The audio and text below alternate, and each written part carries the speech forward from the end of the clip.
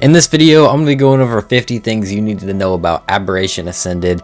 This one's mainly going to be for newer players, but I will throw in some things in there that you might not know or maybe could be useful for even some long-time players. First off, I want to go over the biomes of Aberration. There are 4 biomes in total. First is the Fertile Zone or the Green Zone. This is the safest one and usually the one you spawn in. And then there's the Blue Zone, which is the bioluminescent area. It's quite dangerous and it has like stuff like rock drakes and stuff in it. There's also Nameless, which we'll get into later. And then there's the Pink Zone or the Red Zone. This one's the most dangerous out of all of them, and it's pretty much uninhabitable. It's got radiation, and this is where you can get rock drake eggs, and there's reapers. Then there's the surface, where during the daytime it's completely uninhabitable because the surface will be scorching and will burn you to death, and you can only go there during the nighttime, and pretty much the only thing that survives there is reapers. And I think they added Vasilasuchus to it as well. Number 2 is just a little tip for beginners, but don't spawn in the portal zone. It says it's easy, but it's not easy at all because first off, there's no water. There's also a ton of basilisks, which are giant snakes that will pretty much kill you instantly. There's no chance of fighting these things at the beginning of the game. Number 3 is the Aberration exclusive creatures. There's a bunch of creatures exclusive to here, like the lamprey, the glowtail. There's also the glowbug. The glowbug and glowtail you'll find. And then there's the Shinehorn, the Bulldog. The Bulldog is really common. And then there's the Featherlight, the Newt Cosmo, which is the paid DLC creature. Then there's the Ravagers, the Rolrat, the Yeeling, as well as moving on the Karkanos, the Basilisk, the Rock Drake, and the Reaper.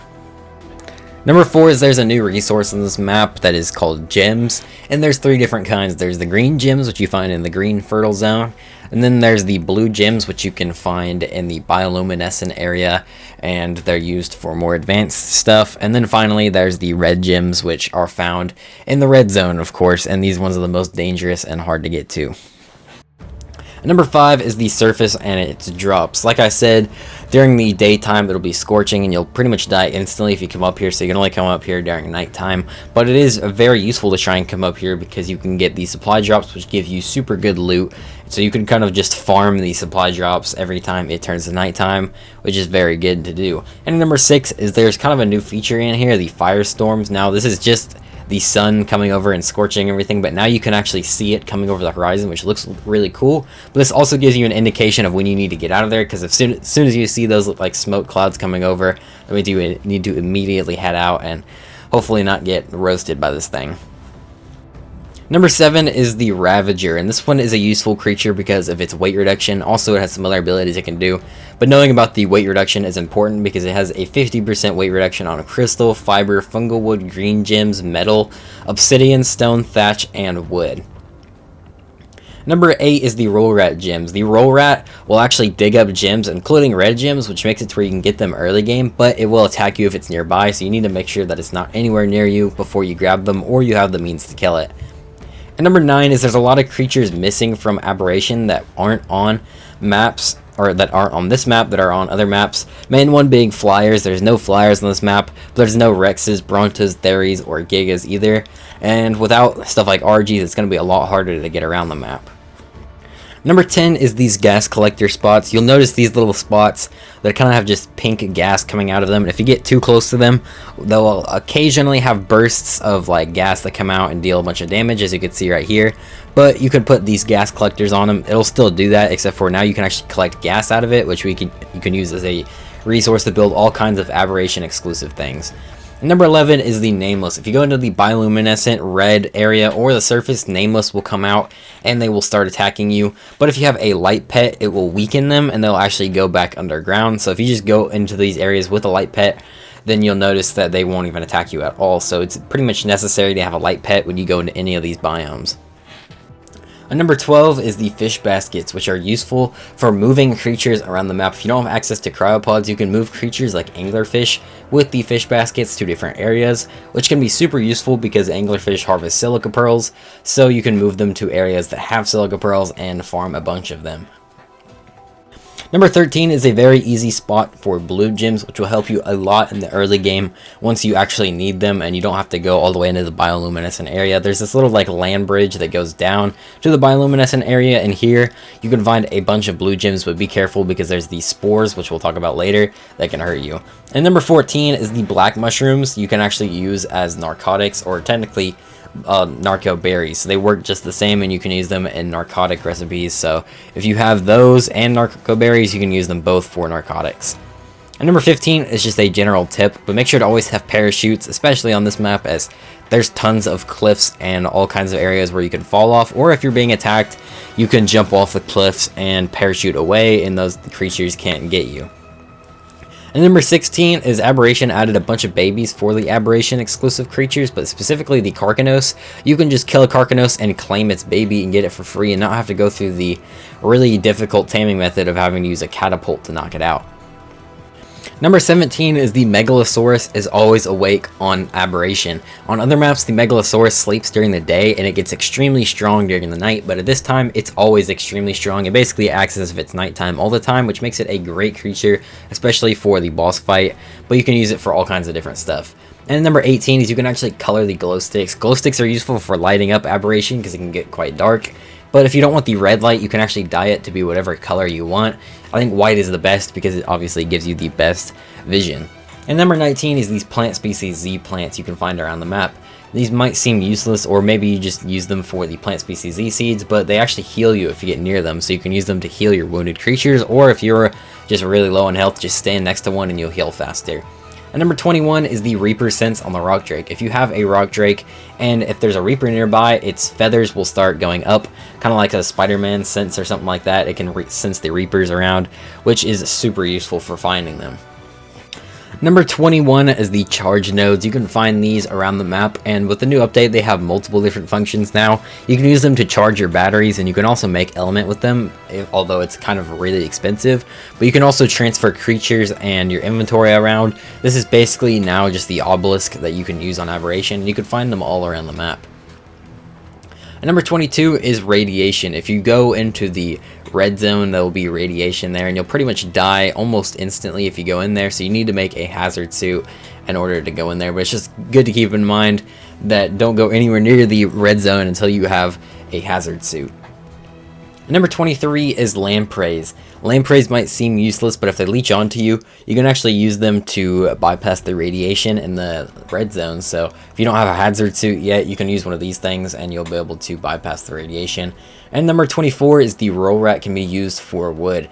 If you need to get a bunch of wood, this is probably the best thing for getting wood on Aberration, as it has a huge weight reduction on the wood and it harvests all the different types. You can also move pretty fast with the rolling saddle. And number 25 is oil. Oil is kind of hard to find on Aberration, but you can find a bunch of it on the surface. You'll find oil nodes around there. It's kind of a hard spot, but that's pretty much the only spot you can get it. Now number 26 is black pearls. You can actually find areas of black pearls you can collect at the bottom of the red zone. Black pearls are usually one of the hardest resources to get, so Aberration is definitely the best for getting them. And number 27 is you can also find obsidian in the red zone. It's a very similar spot to where you find the black pearls at. You can pretty much look in the same spot and both of them will be there. And number 28 is the zipline use in creatures. So you can find ziplines all around the map, and there's a few creatures that can actually use them. One being the Gigantopithecus and the other being the Ravager. The Ravager is of course exclusive to Aberration, so these ones both you can use to kind of get around the map, even though getting a Ravager would probably be easier. And number 29 is you can find these plants in the red zone. They look like this, and they actually give you organic polymer. You can harvest them with your hands, a sickle, but I think a dire bear is probably the best way to harvest them, and you get a ton of organic polymer out of it. And number 30 is the element liquid. This stuff can be found in the red zone. It's kind of pink water, and it's best to stay clear of it as it can actually damage your creatures. I don't think it does as much damage as it used to though, as I remember losing a rock drake just by standing in it for a few seconds, so definitely wouldn't recommend staying in it. And number 31 is metal. You can find a ton of metal in the blue zone with these kind of blue rocks. They give you metal, and if you harvest them with something like an Enki, you can get a ton of it, and these rocks are all over the blue zone. And number 32 is your light pets can actually detect max levels that are near you in the area. So it kind of does this little pulse thing, and if you have the light on, you'll notice at the bottom of the screen there's a little symbol with like yellow and black, and it says max level while detected. So that basically just means that there's max levels near you. So it's kind of useful for finding them. And number 33 is Seekers. These are creatures you'll find at the kind of red zone. You also find them in the surface, and they're actually attracted to light. Unlike Nameless, they'll come for you and try to like eliminate any light source, so you're gonna have to turn it on and off to fight against the Nameless and the Seekers. But if you ever have a Seekers attacking you, just know that the light makes them stronger, and they're gonna try and attack you if it's on. And number 34 is Aberrant creatures. All of the creatures that aren't like Aberration exclusive or new creatures are usually ones from like the island. And all of these creatures have Aberrant variants. There's no just normal one. They're all like have the bioluminescent glow, and they have a few stat differences. Like I believe they have like 6% more damage and 4% less health. And number 35 is the alphas. There's 3 new alphas on this map, and the only alphas you can find, which are the Alpha Basilisk, Alpha Reaper King, and the Alpha Carcanos. And number 36 is the Aberrant Gigantoraptor. This was added, and of course it's new to Aberration as they didn't have the Gigantoraptor in Ark Survival Evolved, so now you can find Aberrant Gigantoraptors around. Number 37 is there's earthquakes that happen on Aberration, and they usually drop resources around, so they'll drop things like wood and stone. They also drop gems and crystal, which is an easy way to get gems and crystal in the early game when you don't have access to them, even like a pick or anything. So you can get crystal and stuff that way, but these earthquakes will happen and it'll kind of shake you a bunch as well, so that can also be kind of annoying, but they can be useful for getting resources early game. And number 38 is you can find these bones in the surface, which actually give you keratin. This is super useful because on Aberration you don't have access to beaver dams, so you can't get cementing paste that way, which means this is probably the best way to get keratin to use to make cementing paste, but you can also harvest this with an Ankylosaurus or a Doedicurus, so you can actually get a lot of keratin from these. And number 39 is the Aberrant skins are still on Aberration, and you get them through killing the Alpha. So if you kill the Alpha Carcanos, you will get the old Aberrant helmet, of course remastered, and it looks really cool. There's also the Aberrant sword and the Reaper helmet. The Reaper helmet you get from killing the Alpha Reaper, and the Aberrant sword you get from killing the Alpha Basilisk. So I'm glad they have these skins variants now. And number 40 is you can charge a tech suit with the pink liquid element. So if you have a tech suit and you just stand inside of it, the percentage on your tech suit is going to fill up, so you don't even need to fill it with element or use your element. You can just stand in this pool for a little bit and you'll gain a bunch of percentage on it. So I guess that's a good way of saving element if you really need to. Number 42 is the Yeeling and its feather mechanics. There's a bunch of different feathers you can use, the first one being the slime one, which takes sap and it kind of slows people down. And then there's the volatile ones, which deal damage, and these ones take congealed gas balls. Then there's the poison ones, which require nameless venom to use. And then finally there is the sedate ones, which take biotoxin to use. And here's all the resources you need for those different feathers. And number 42 is the Rockwell boss fight. There's only one boss on Aberration, and of course this is it. It's a pretty unique one. You get to take out its tentacles, and then finally he'll come down with his heart where you deal damage to it. He's technically an overseer, and once you defeat him you get a little cutscene, of course moving you on to the next map, which is Extinction. Number 43 is there's a day time cycle. Basically every 3 days it will change from 50% day to 50% night, and then it'll go from like 90% day to 10% night, and then 10% day to 90% night. And it's best to take advantage of these to go to the surface so you can explore the loot crates and stuff up there. And also Rockwell boss fight has been changed, as now you can get element from Rockwell, so you don't have to craft it from the charge nodes. You can just farm it from doing Rockwell boss fights. And number 45 is the Carcanos actually gives organic polymer upon death if you harvest it, making it one of the best ways to get organic polymer, especially earlier in the game, if you, I guess say more mid-game. And number 46 are the spores. These will deal damage to you. The ones in the fertile region will drain your oxygen, make it to where you suffocate to death, which of course is not good. But if you eat the brown mushrooms, it will basically make it go away. And then if you're in the blue zone, there'll be the free spores, which you will use the aquatic mushrooms to basically fight against. And number 47 is another place where you can find obsidian, which is on the surface. You can find tons of obsidian on the surface if you do need obsidian and don't want to go to the red zone. You could find a bunch of it up here. You could farm it during the nighttime, so it'd probably be a good way to get it. And number 48 is traits, a new system added with Aberration, and even though you need the DLC to use the features on here, the traits are still in the base game. So every single creature will have its own trait, which gives it its own unique abilities and stats that can change various aspects of the game. Number 49 is part of the DLC, but if you have the gene scanner, you can actually use it as a spyglass, and you can see a creature's level as well as the genes it has. And number 50 finally is another thing with the gene thing, which I didn't really realize at first, but you can actually use it as a tracker. You can pull up this tracking menu here, and you can put it to any dinosaur, and it will basically just tell you what general direction it is in, which is going to be super useful for finding creatures, especially ones that are just small and hard to find, especially like the new Cosmo creature.